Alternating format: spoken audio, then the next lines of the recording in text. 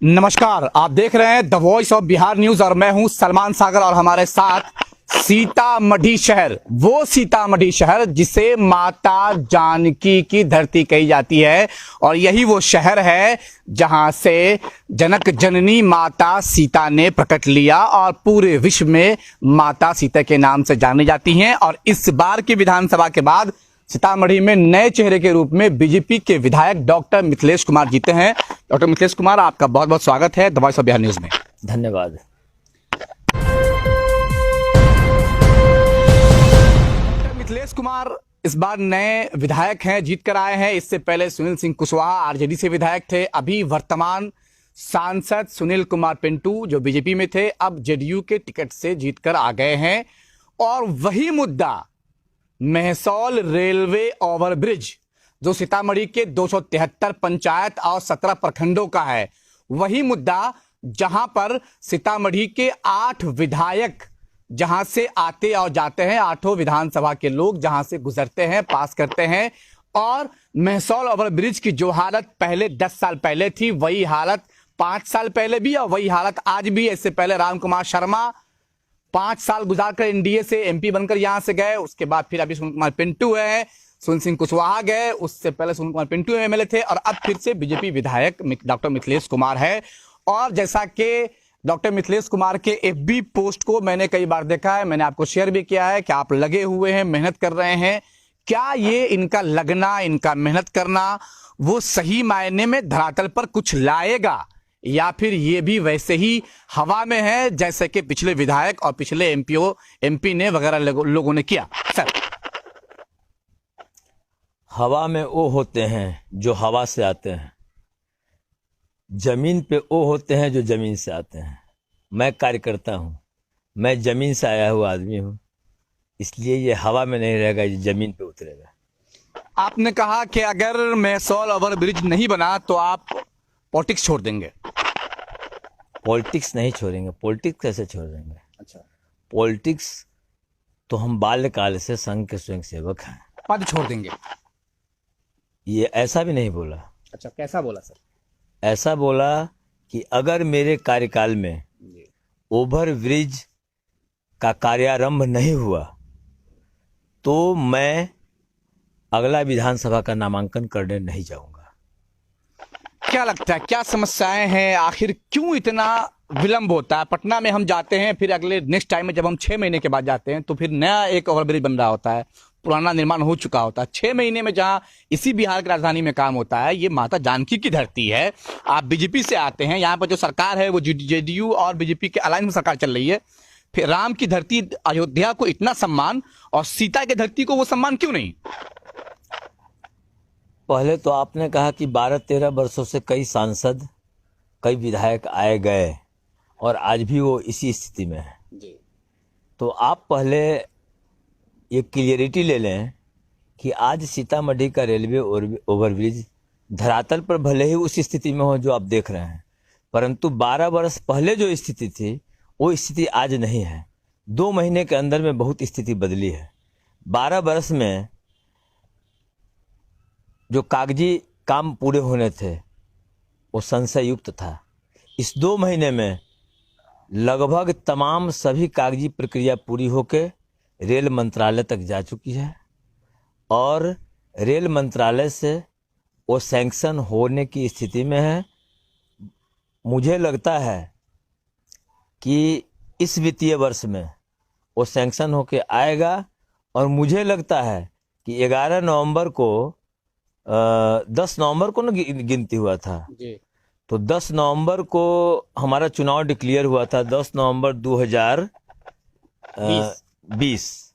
तो मुझे लगता है कि 9 नवंबर 2021 के अंदर में कार्यारंभ हो जाएगा। कार्य आरंभ होने के लिए इतना समय? 12 साल तो उन्होंने लिया। आप ही के पार्टी के लोग थे, आप ही के अलायंस के लोग थे। मेरे पार्टी के लोग और मेरे अलायंस के लोग ही मात्र नहीं थे, बीच में राजद के भी लोग थे। हाँ, राजद के भी एक विधायक थे, मैंने उनको ही पकड़ा है। मैंने उनसे पूछा है कि साहब आपका क्या काम है? विपक्ष जो होता है वो धरना करता है, प्रदर्शन करता है, सोए हुए लोगों को जगाता है। मैंने पूछा है सुनील सिंह कुशवाहा से भी। आपने किनसे पूछा, क्या पूछा, ये आपका विषय है। आपने अभी कहा लगातार तो मुझे लगा कहीं आपसे भूल हो रही है, इसलिए मैंने याद दिला दिया जी, जी। कि बीच में राजद के भी विधायक थे। जी।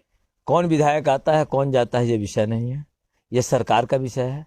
किसी विधायक के जेब से नहीं बनना है, किसी व्यक्ति के जेब से नहीं बनना है, सरकार का विषय है। उसमें जो टेक्निकल फॉल्ट था, मुझे लगता है कि उस टेक्निकल फॉल्ट को दूर करने के लिए जो उसमें तत्परता से लगना चाहिए, शायद मुझसे पहले कोई नहीं लग पाए अन्य किसी व्यवस्था में, इसलिए लगता है इतना विलंब हुआ।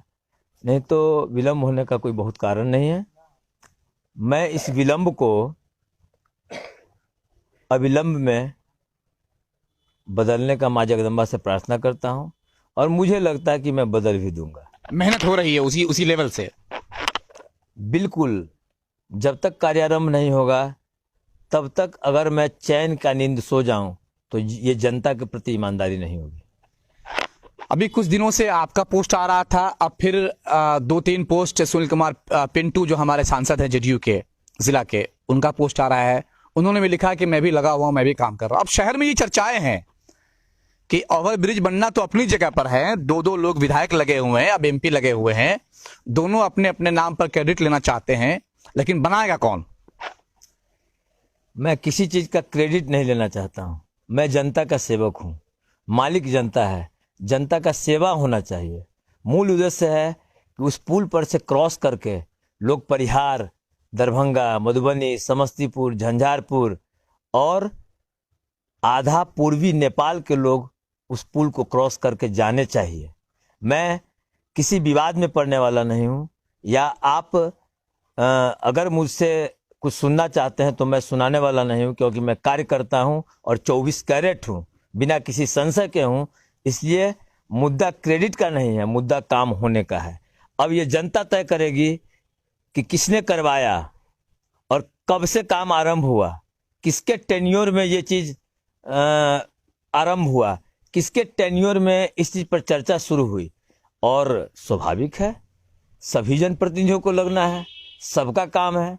लेकिन मैं बिल्कुल नहीं कहता हूं कि मुझे क्रेडिट मिले, मुझे सारे क्रेडिट सबको मिले, क्योंकि मैं राम के आदर्श को मानने वाला आदमी हूं। राम ने हमेशा कहा था कि काम खुद करो, श्रेय दूसरे को दो। यह हमारी सांस्कृतिक सनातन पद्धति है। इसलिए श्रेय और प्रेय के चक्कर में कार्यकर्ता नहीं पड़ता है। कार्यकर्ता इस चक्कर में पड़ता है कि जनता को कैसे कठिनाइयों से मुक्ति मिले। सिर्फ डॉक्टर मिथिलेश कुमार ही क्यों, 8 विधायक हैं, 6 बीजेपी अलायंस जेडीयू से हैं, 2 राजद से हैं। वो आपके साथ नहीं आते? कभी वो नहीं कहते कि भाई मिथिलेश चलिए आपके साथ मैं भी हो लेता हूं? शर्म आनी चाहिए ऐसे लोगों को। मैं बोलता हूं, the voice of Bihar news को किसी का कोई खौफ नहीं। परिहार विधायक जी आपसे भी, श्रीमान बाजपट्टी विधायक आपसे भी, और बेलसंड, सुरसंड, रीगा, सीतामढ़ी, रुन्नी सैदपुर और भी कई सारे विधायक है। तमाम विधायकों का आना जाना है इस रूट से, आप क्यों नहीं? क्या वो कभी नहीं कहते कि हम भी आपके साथ हो लेते हैं, ज्यादा प्रेशर होगा सरकार पे तो सरकार ज्यादा जल्दी काम करेगी? जब भी मैं आग्रह करता हूं तो एनडीए के सारे विधायक मेरे साथ होते हैं। मुझे जहां आवश्यकता महसूस होती है वहां मैं सहयोग लेता हूं। लेकिन जो काम मैं अकेले कर पाता हूं उसमें क्यों सबों का समय जाया करूं? अपने क्षेत्र के और भी गरीब के काम है, लोग करेंगे। जरूरत पड़ती है तो सभी लोग एक साथ एक आवाज में कहते हैं कि सीतामढ़ी का विकास होना चाहिए, सीतामढ़ी भारत के मानचित्र पर। ये तो आप लेकर चल रहे हैं, वरना कुछ विधायक ऐसे भी जो इससे पहले भी थे और कुछ नहीं कर पाए। कौन क्या कर पाए इसके बारे में टिप्पणी करना कार्यकर्ता विधायक को शोभा नहीं देता है। कार्यकर्ता विधायक जो होगा उसका काम है काम को अंजाम देना। टिप्पणी क्या है? टिप्पणी कुछ भी नहीं है। मैं जवाहरलाल नेहरू का पढ़ा था, अपॉर्चुनिटी टू यूथ जी, इंटरमीडिएट में अंग्रेजी में। तो उस पहले के जो चैप्टर होते थे उसका कुछ लेसन होता था। तो उसमें था कि thought without action is abortion and action without thought is fully. और उसी जवाहरलाल नेहरू ने, मैं कहीं संसद के गलियारे में पढ़ा था कि I am not interested in excuse only for delay, I am interested only in work done. तो मैं कार्य करता हूँ, मुझे काम से मतलब है। श्रेय और प्रेय के चक्कर में कार्यकर्ता को क्या करना है?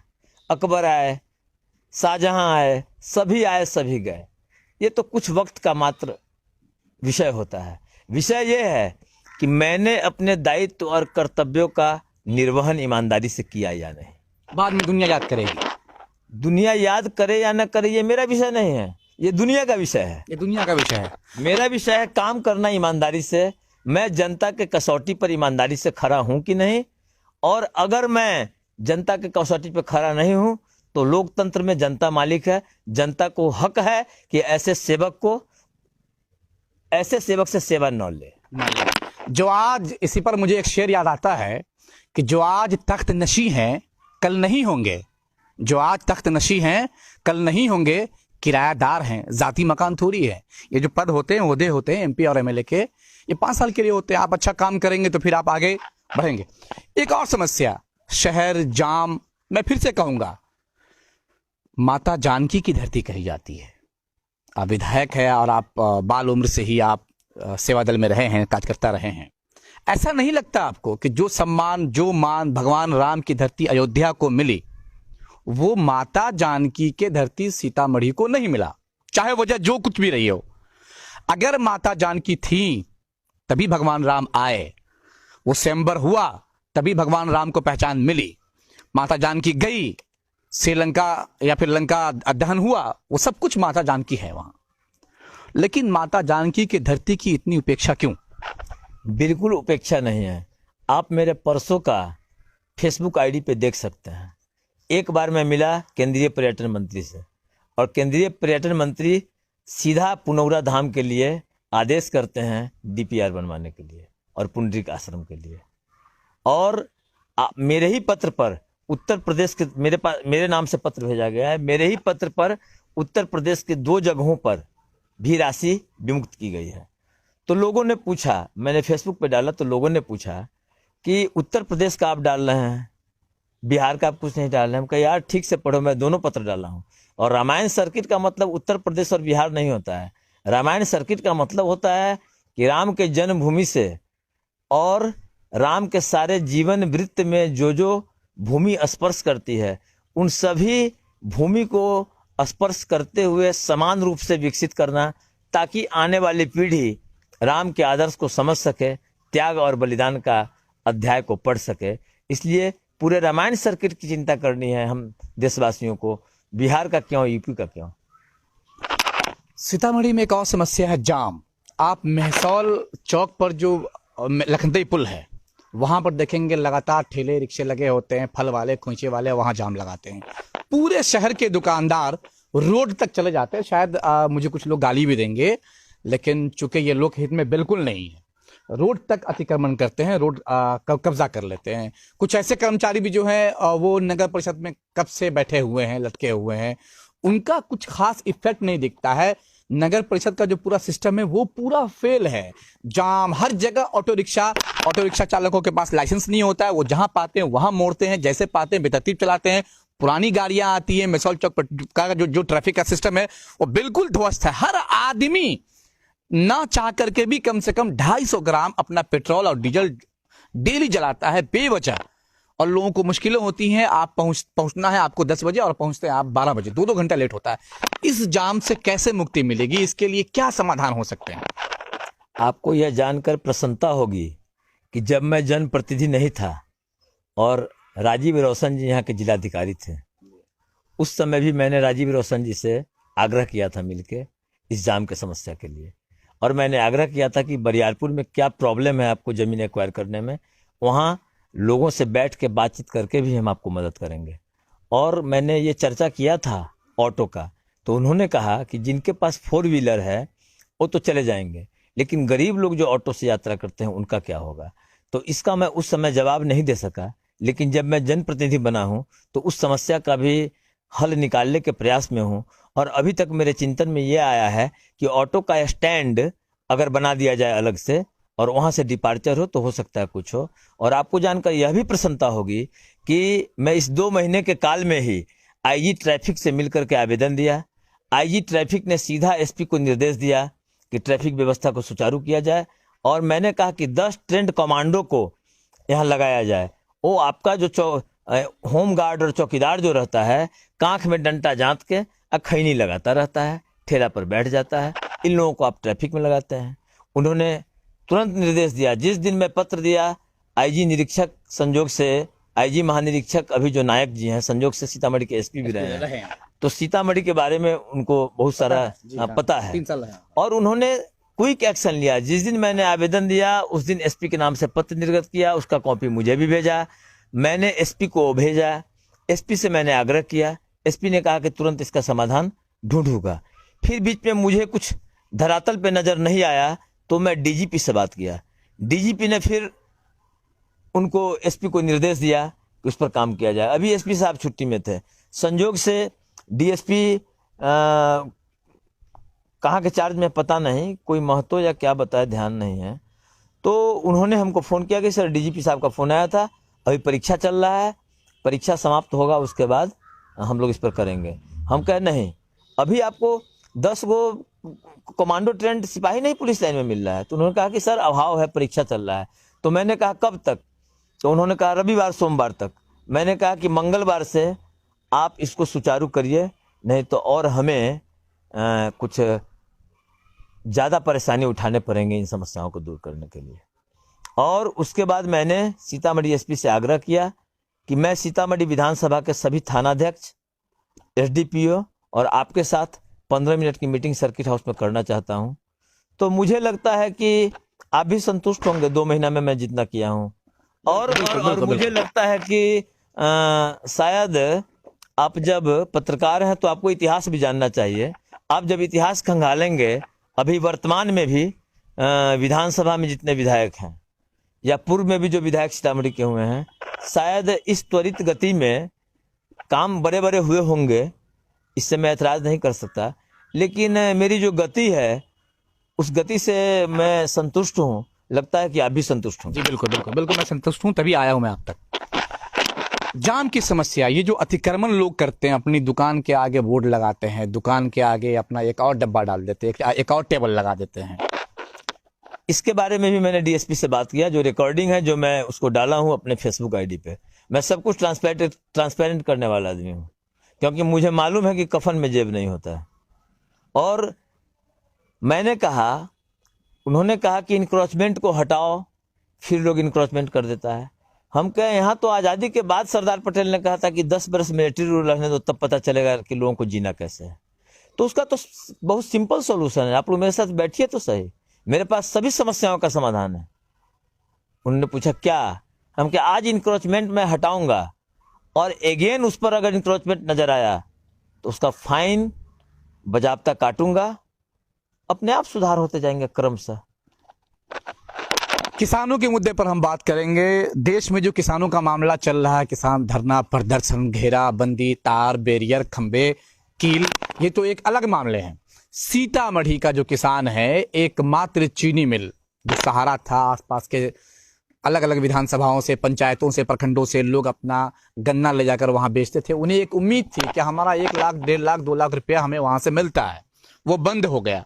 सरकारें करती हैं, जब वो बैंक डूबता है तो सरकार बैंक को पैसे देती है, जब कंपनी डूबती है तो सरकारें कंपनी को पैसा दे करके उसे उबारती है, उसको बाहर लाती है। जैसे कि रेलवे घाटे में चल रहा है, फिर भी रेलवे चल रहा है अभी इस वक्त।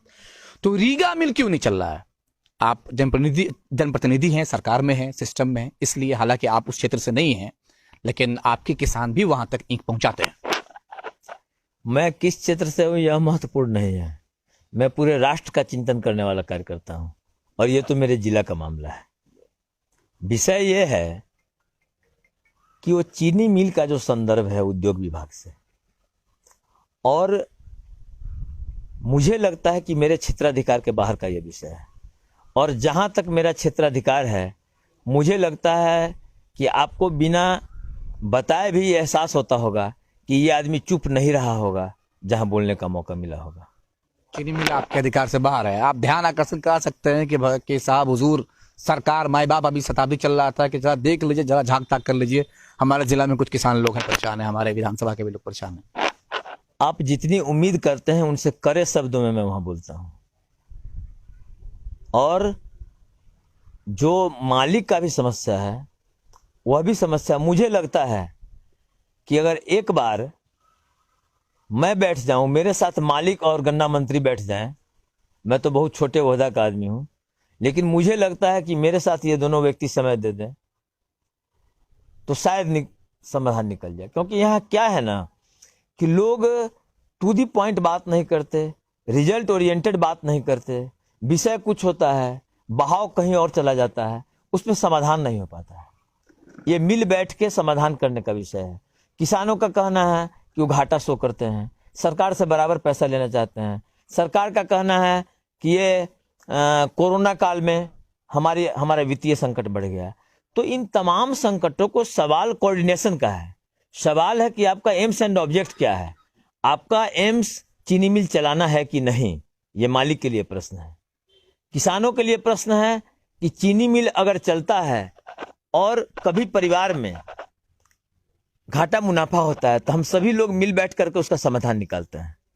तो समन्वय और समाधान से विश्व के सभी समस्याओं का समाधान निकल सकता है। तो मुझे लगता है कि शायद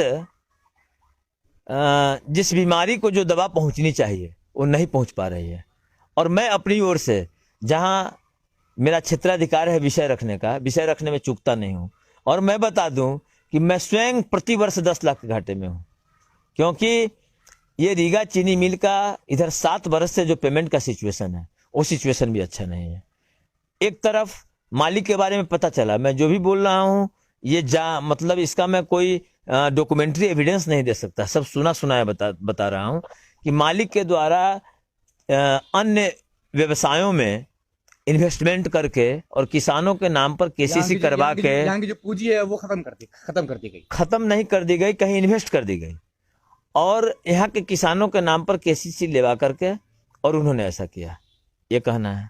मालिक का कहना है कि विश्व में चीनी का कीमत घटा, गन्ना का कीमत बढ़ा, हम घाटे में चल रहे हैं। इस विषय के दौर में चल रहा है। ये विषय माननीय मुख्यमंत्री जी के समक्ष हम लोग रखे हैं, गन्ना मंत्री जी के समक्ष रखे हैं। ये उनके क्षेत्राधिकार में है। मेरे क्षेत्राधिकार में होता या जब मुझे जवाबदेही दी जाएगी सरकार की ओर से, मुझे लगता है कि जगदम्बा की कृपा से मैं इसका भी समाधान निकालने में सफल हो पाऊंगा, ऐसा मुझे लगता है। एक सवाल और है, आप बीजेपी से हैं, शायद आरएसएस से भी जुड़े रहे हैं पहले से।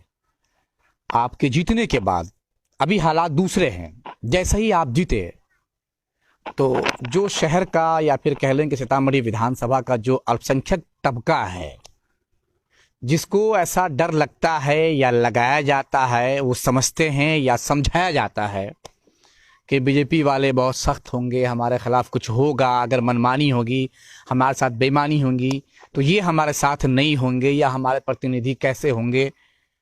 क्योंकि अक्सर वोट का एक बड़ा प्रतिशत जो होता है, मतलब 50 में जो 50 में जो 50 प्लस जो होता है वो दूसरे अलायंस में जाता है वोट उनका। तो ये जो अल्पसंख्यक तबके हैं सीतामढ़ी विधानसभा में, वो आपसे किस कदर इत्मीनान होंगे और आप उनके लिए किस तरह से खड़े हो पाएंगे जब वक्त आएगा? कैसे इत्मीनान होंगे, ये प्रश्न आपका ठीक नहीं लग रहा है। मुझे लग रहा है सभी लोग इत्मीनान हैं। कहीं से सीतामढ़ी विधानसभा में कहीं से कोई ऐसा विषय नहीं आ सकता। और हम तो सबका साथ, सबका विकास, सबका विश्वास लेके चलते हैं। अगर मुसलमान महिलाओं का वोट नहीं मिला होता तो मैं चुनाव जीत पाता? ये 3 तलाक मुसलमान महिलाओं को कुंठाओं से निकाल दिया। मुझे जितने मत मिले हैं उसमें 30% मत मुस्लिम महिला मतदाता का है। इसलिए मैं उनका शुक्रगुजार हूं। मैं आपके चैनल के माध्यम से तमाम मुस्लिम महिला मतदाता का शुक्रगुजार अदा करता हूं और धन्यवाद देता हूं कि उन्होंने अपना मत देकर मुझे पिछला जो बीजेपी 18,000 से हारा था और हम जो 12,000 से जीते हैं, ये 30,000 जो वोट बढ़ाया है मुस्लिम महिला मतदाता 3 तलाक बिल को पास होने के बाद, इसके लिए मैं तहे दिल से उनका नमन करता हूं। मतलब पति पत्नी के झगड़े में आप पत्नी साइड से रहेंगे? पति पत्नी का झगड़ा नहीं है। महिलाओं में प्रकृति ने वो ताकत दिया है कि पति को प्यार से जीत सकती है, बेटों को प्यार से लालन पालन कर सकती है, बेटे के गंदे को पोंछकर बेटा को विद्वान बना सकती है। तो भारतीय महिला है। जाति वर्ग तो धरती पर आने के बाद बटे हैं, बाकी तो सभी इंसान हैं। तो उन मुस्लिम महिलाओं में हमने ये देखा है कि उसमें जो पति के प्रति समर्पण का जज्बा होता है, बच्चों के प्रति प्यार और स्नेह होता है, तो निश्चित रूप से वो झगड़ा नहीं करेंगी। बिल्कुल जबकि पति को समझा लेंगी कि इस देश के लिए भारतीय जनता पार्टी ही विकल्प है और देश का विकास और हम सबों का सुरक्षा भारतीय जनता पार्टी के ही बैनर तले होना है। ये हमारी मुस्लिम महिला मतदाता अपने पति को प्यार से समझा लेंगी, ऐसा मेरा विश्वास। मतलब भारतीय जनता पार्टी किचन में घुस चुकी है, किचन से रास्ता पूरे घर में हो जाना है। भारतीय जनता पार्टी किचन में घुस चुकी है, ये प्रश्न आपका सही नहीं लगता। महिलाएं जो होती हैं आमतौर पे, जो हमारी गृहिणी महिलाएं होती हैं, चाहे वो अल्पसंख्यक तबका का हो या फिर जो बहुसंख्यक है, तो किचन से मतलब होता है कि जो महिलाएं होती हैं वो किचन पे उनका अधिकार होता है। तो किचन रूल्स अगर आपका हो जाता है, अगर बाई द वे ऐसा लोग कहते हैं, तो पूरा घर आपका हो गया। नहीं, मैं दूसरा ही विषय बोलने वाला हूँ जी। भारतीय जनता पार्टी किचन में नहीं घुसी है। भारतीय जनता पार्टी उस जमीन में घुस गई है जहां से पैदावार होकर किचन में घुसता है सामान। और तब लोगों का जीवन जीविका चलता है। तो भारतीय जनता पार्टी जब उन खेतों में, उन खलिहानों में किसानों को सम्मान दे रही है, तो स्वाभाविक रूप से महिलाएं तो, यहाँ की महिलाएं तो किचन संभालती हैं। तो जिस जज्बे के साथ, जिस ईमानदारी के पसीने के साथ आलू, गोभी, चना, चावल, गेहूं जिस ईमानदारी से किसान उपजाते हैं, उस ईमानदारी का अंश उस दाने में भी जाएगा और भारत की सभी महिलाएं संस्कारवान हो जाएंगी। और महिलाओं की जहां तक बात है किचन में घुसने की, महिलाओं को तो एनडीए सरकार ने अवसर दिए हैं, आरक्षण दिए हैं, बच्चों के लिए, बच्चियों के लिए वो साइकिल की व्यवस्था किए हैं, पोशाक की व्यवस्था किए हैं कि बच्ची निकले, महिलाओं को नौकरी में आरक्षण दिए हैं। महिला को मात्र किचन में हम लोग घुसा के रखे, ये कांग्रेसी मानसिकता हो सकती है। भारतीय जनता पार्टी की मानसिकता मैं बार बार दोहराता हूं, सबका साथ, सबका विकास, सबका विश्वास। सबका मतलब हिंदू, मुस्लिम, सिख, ईसाई, महिला, पुरुष सभी आ गए, पशु पक्षी सभी का कल्याण हो। सर्वे भवन्तु सुखिनः, सर्वे सन्तु निरामया, सर्वे भद्राणि पश्यन्तु मां कश्चित् दुःख भाग् भवेत्। सर्वजन हिताय सर्वजन सुखाय की पाठ पढ़ी है और पढ़ाती है भारतीय जनता पार्टी। तो न किचन का विषय है, न खेत का विषय, न खलिहान का विषय है। विषय है भारत माता को फिर से विश्व गुरु के रूप में स्थापित करने का और उसके लिए वर्तमान पीढ़ी को त्याग तपस्या का सहारा लेने का, ताकि अस्फाकुल्ला खां, भगत सिंह, राम प्रसाद बिस्मिल, बटुकेश्वर दत्त, पंडित दीनदयाल उपाध्याय, डॉक्टर श्यामा प्रसाद मुखर्जी का बलिदान व्यर्थ न जाए और आने वाली पीढ़ी, हमारी आपकी जो पीढ़ी है, उसको गाली न दे कि एक ऐसा नेता मिला जो भारत को फिर से विश्व गुरु में स्थापित कर सकता था। उस जमाने में हमारे पिता, चाचा और हमारे बड़े भाई लोगों ने त्याग तपस्या का मूल्य नहीं चुकाया। इसलिए ये बिल्कुल, आप तो कह रहे हैं निश्चिंत कैसे रहें, मैं निश्चिंत हूं मुस्लिम महिला मतदाता से कि अगले बार हमारी माताएं बहनें जो मुस्लिम हैं, वो अगले बार पुरुष मुस्लिम बंधुओं को भी मेरे पक्ष में वोट करा देगा और सीता की जननी से यह संदेश जाएगा कि ये जाति का जननी नहीं है, ये जो विश्व में दुराचारी अत्याचारी है उसको विनाश करने वाली धरती है, जाति संप्रदाय को जोड़ने वाली धरती है। आपको पता होगा रामायण का कथा, राम ने सबरी का जूठा बेर खाया था, वो दलित महिला थी। तो हमारी व्यवस्था, हमारा संस्कार, हमारी संस्कृति, हमारी पद्धति, हमारी जीवन शैली, हमारे खान पान, हमारे वस्त्र, हमारे आहार व्यवहार, हमारे अध्ययन, हमारे विद्या, हमारे देश के लोगों को जीविकोपार्जन के साधन, सभी ऋषि पद्धति और संस्कार युक्त पद्धति से युक्त है। इसलिए भारत का कल्याण होने वाला है। आप तमाम बिहार के लोग, देश के लोग, और आप पत्रकार हैं, आप विद्वान पत्रकार हैं, मैं आपसे आग्रह करूंगा कि सभी पत्रकारों को यह समझाइए कि कभी भी मुस्लिम और हिंदू के विषय पर प्रश्न न पूछा जाए। प्रश्न पूछा जाए देश के विषय पर, प्रश्न पूछा जाए गरीबों के कल्याण के विषय पर, प्रश्न पूछा जाए। पर ऐसा है ना सर कि आप जितनी हमदर्दी से, जितनी मोहब्बत से, जितने लगाव से बात कर रहे हैं हिंदू मुस्लिम गंगा जमुनी तहजीब की, कुछ लोग ऐसे भी आते हैं बीजेपी से खेमे से, जो कभी कुछ भी निकाला और यूं ब्लेड, छुरी, चाकू की तरह खच खच खच ऐसा फेंकते हैं, शब्दों का ऐसा वार करते हैं कि उस वार से न जाने कितने गर्दन कट जाए, शब्दों में ही वो नहीं मिलता है। बस डर क्या है? समाज में सभी वर्गों में 10% ऐसे लोग होते हैं। आपके जो एआई कौन पार्टी है, वो AIIM, ओवैसी जी की पार्टी। हाँ, कभी ओवैसी की जबान फिसलती है, कभी राहुल जी की जवान फिसलती है, तो मनुष्य ही है, और भी किसी का जवान फिसल सकता तो है। कभी गिरिराज सिंह जी की भी फिसलती है। मैंने कहा मनुष्य है, मनुष्य ही गिरिराज सिंह है, मनुष्य ही ओवैसी है, मनुष्य ही राहुल जी है, मनुष्य ही नरेंद्र मोदी है। नरेंद्र मोदी की जबान तो नहीं फिसली है। जो हमारा नेता है वो तो हमेशा सबका साथ, सबका विकास, सबका विश्वास का बात करता है। बाकी लोगों जो को हमारा- कुछ नहीं है। जो हमारा नेता है, आप विद्वान पत्रकार हैं, आप अध्ययन करें कि आजादी के बाद से अब तक हज यात्रियों को जो सुविधा भारतीय जनता पार्टी ने दिया है वह कांग्रेसी हुकूमत में मिला था क्या? आप उसका अध्ययन करके और उसका निकालें आप वो नेट से, और आप हमसे डिबेट करें कि मुसलमानों के हक में भारतीय जनता पार्टी और नरेंद्र मोदी की सरकार ने जो सोचा वो आज तक कांग्रेसी सोचे क्या? कांग्रेसी सिर्फ उसके हिमायती कह के वोट लेते रहे, और भारतीय जनता पार्टी, जैसा कि आप कहा कि मुसलमान लोग निश्चिंत नहीं रहते हैं, तो वो जानते, अगर कोई जानता है कि मुसलमान हमको वोट नहीं देगा, फिर भी हम सबका साथ, सबका विकास, सबका विश्वास के नाते हज में सबसे ज्यादा सुविधा देते हैं। आप जाकर देखें, आप हमारे विधानसभा के रहने वाले हैं, आप महसौल पंचायत के रहने वाले हैं, आपके पंचायत के बॉर्डर में हमारा पंचायत है। अगर ज्यादा दुनिया नहीं देख सकते तो मेरे पंचायत और आप अपने पंचायत में देख लें कि जो भारतीय जनता पार्टी नीति केंद्र की सरकार है उसमें केंद्र के कल्याणकारी योजनाओं का लाभ अधिक मुसलमान पाया है या अधिक हिंदू पाया है, इसका आप एक बार आकलन कर लें विद्वान पत्रकार के नाते, तब दोनों भाई को बात करने में और मजा आएगा। बहुत बहुत शुक्रिया। आप थे डॉक्टर मिथिलेश कुमार, सीतामढ़ी के वर्तमान और नए विधायक। बीजेपी से आप जीते हैं, आप एक कार्यकर्ता के रूप में प्रसिद्ध हैं, अच्छा काम करते हैं। अभी बहुत बढ़िया माहौल इनके फेवर में चल रहा है, बहुत वाहवाही इनकी चल रही है। इन्होंने कहा कि रामायण सर्किट से भी सीतामढ़ी को जोड़ा जाएगा, और रेलवे महसौल ओवरब्रिज जो है वो इनके 5 साल का जो अरसा है उसी में कार्य शुरू हो जाएगा, और अगर कार्य शुरू नहीं होता है तो अगली बार ये नहीं आएंगे, ऐसा इनका कहना है। जाम से भी निजात मिलेगा। और वही हिंदू मुस्लिम एकता, गंगा जमनी जो तहजीब है, उस तहजीब पर आपने बहुत बेबाकी से और बेहद हमदर्दाना अल्फाज से आपने लोगों को संबोधन किया। दबाव से बिहार न्यूज से बात की, बहुत बहुत शुक्रिया आपका। मैं एक बात और कहना चाहूंगा, ये गंगा जमुनी तहजीब की जब आप चर्चा करते हैं तो आप तो पढ़े लिखे विद्वान आदमी हैं जी। आपने रसखान का नाम सुना होगा। सुना। रसखान कौन थे? जी। कौन थे? मुस्लिम। किनके भक्त थे? बताइए। आप बताइए। बताइए।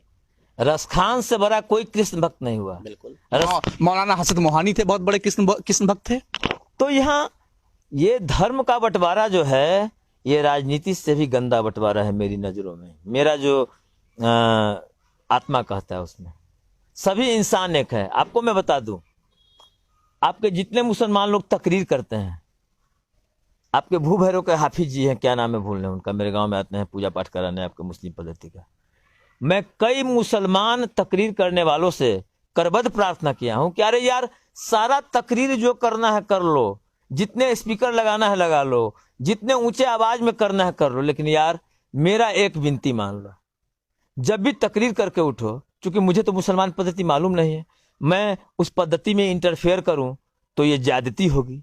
इसलिए मैं कहता हूं बाद में या पहले जब भी आपको मौका मिले, आप अपने बहुत प्यारे संत थे आपके मंसूर आपके सूफी संत है, मैं कहता हूं कि मंसूर की कहानी एक बार जरूर सुना दो मुसलमानों को, उससे शिक्षा मिलेगी।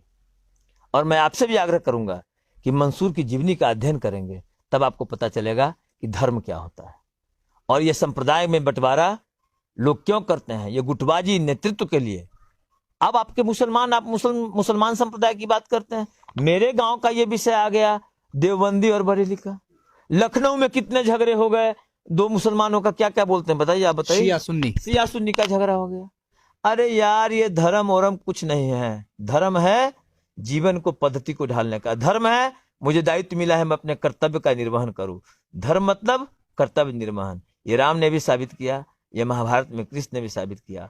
और कर्तव्य निर्वहन और वचनबद्धता का धर्म सबसे बड़ा धर्म है। ये मैं कुरान में देखा, गुरु ग्रंथ साहिब में देखा, यहूदियों का पुस्तक है तालमुद उसमें देखा, मैं कन्नड़ रामायण में देखा, मैं मलयालम रामायण में देखा, मैं बंगाली रामायण में देखा, मैं रामचरितमानस में देखा, मैं वाल्मीकि रामायण में देखा, मैं कई कवियों विद्वानों का पुस्तकों में देखा। वचनबद्धता के धर्म के नाते आप सोच, अगर आपके दिमाग में नहीं तो ये बात आप याद कर लीजिए, मैं आपसे विनती करूंगा कि कर्ण और भीष्म किसके साथ थे मालूम है? बताइए। कर्ण और भीष्म दुराचारी दुर्योधन के साथ थे महाभारत के युद्ध में। जी। फिर भी कर्ण और भीष्म इसलिए पूजनीय हैं क्योंकि उन्होंने अपने वचन धर्म का पालन किया।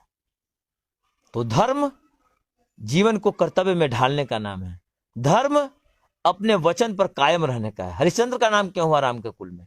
क्योंकि उन्होंने वचन पर कायम कर रखा है। तो ये सब बातें मैं आपसे आग्रह करूंगा, आप विद्वान हैं, हमेशा सकारात्मक बातें की जाए, समाज के लिए बात की जाए, सबके लिए बात की जाए। तो रसखान जब हो सकता है वो कृष्ण भक्त हो सकते कृष्ण हैं। भक्त हो सकता है। मैं आपको बताऊं कि मौलाना हसरत मोहानी एक बहुत बड़े क्रांतिकारी थे। वो भगवान कृष्ण को भगवान का ही दूत मानते थे, और जब भगवान कृष्ण पर वो लिखते थे गजल और नज़म, जब लिखते थे तो लंबी लंबी गजलें वो लिखते थे और गाते भी थे। हालांकि बहुत बड़े आलिम थे और मस्जिद में तकरीर भी क्या करते थे। यही तो समझने की बात है ना।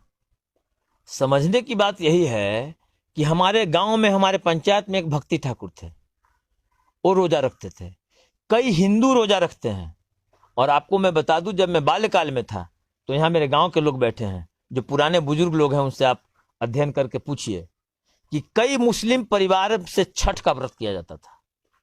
तो यहाँ गंगा जमुनी संस्कृति है, ये विदेशों से आ गया मुसलमान धर्म, ये दूसरे देशों से आ गया भारत को बांटने के लिए।